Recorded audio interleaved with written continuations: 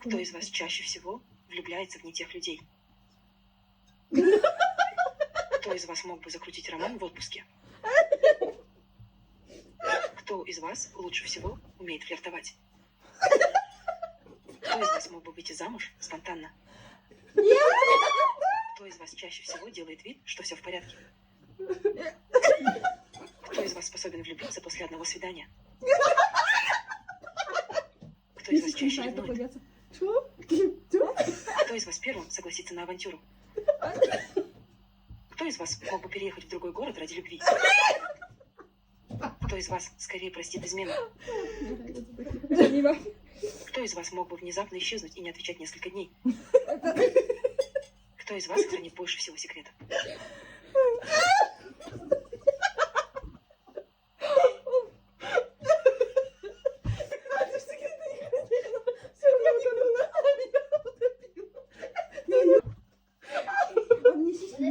Я так наклонилась. Мне ничего не мешает. Я не могу. Тоналка на место.